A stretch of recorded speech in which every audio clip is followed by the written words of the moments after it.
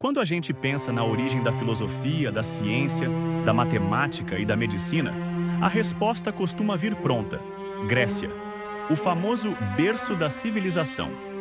Mas o curioso é que quando os próprios gregos antigos olhavam para trás, tentando entender de onde vinham esses conhecimentos, eles apontavam para outro lugar. Um lugar ainda mais antigo, mais misterioso e carregado de autoridade: o Egito. E essa simples constatação abre uma pergunta incômoda. Os gregos criaram tudo isso sozinhos ou herdaram boa parte desse saber de outro povo? Se você gosta dessas questões que bagunçam certezas históricas, já se inscreve e deixa o like agora, porque isso ajuda o canal a continuar existindo enquanto a gente mexe em ideias desconfortáveis. Antes de discutir influência, é preciso entender como os gregos viam o Egito. Hoje sabemos que as primeiras dinastias egípcias surgiram por volta de 3000 a.C. e que as grandes pirâmides já estavam de pé há mais de 2 milênios quando Jesus nasceu. Mas, para os gregos, o Egito era ainda mais antigo do que isso. Tão antigo que parecia escapar da própria história humana. Um lugar onde o tempo funcionava de outro jeito.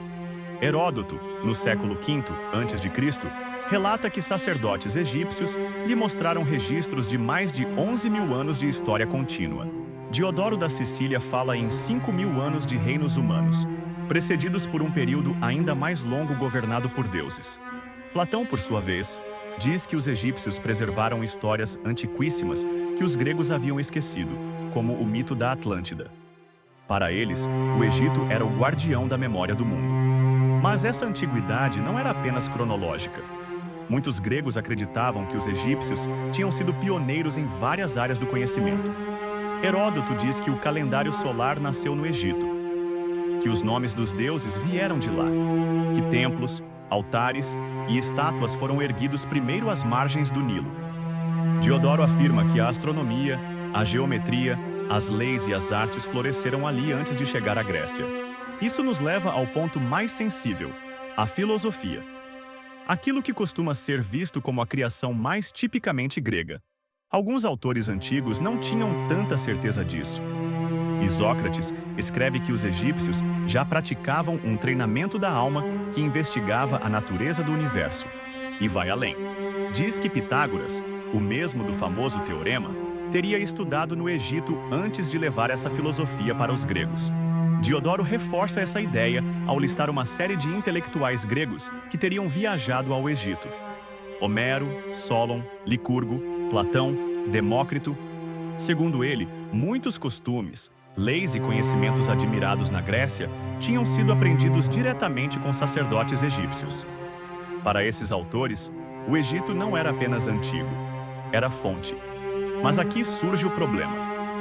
Essas mesmas fontes também falam de deuses governando o Egito por milhares de anos, do Sol invertendo seu curso no céu e de experimentos linguísticos com crianças criadas sem ouvir palavras. Relatos fascinantes, mas que exigem cautela. Nem tudo ali pode ser lido como história literal. Há mito, alegoria, exagero e invenção. Quando buscamos provas mais diretas, a situação fica ainda mais complicada. Não temos textos egípcios que antecipem claramente o atomismo de Demócrito, a filosofia política de Platão ou a doutrina pitagórica da reencarnação.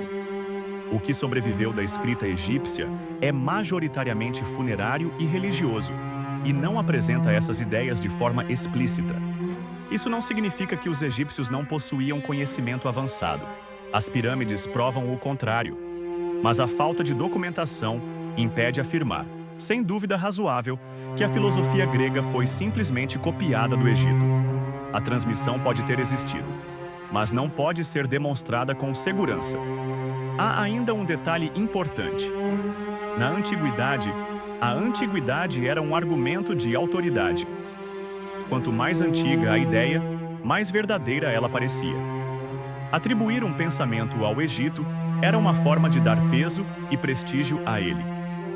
Assim como hoje, alguém invoca Harvard ou grandes físicos para validar uma ideia duvidosa.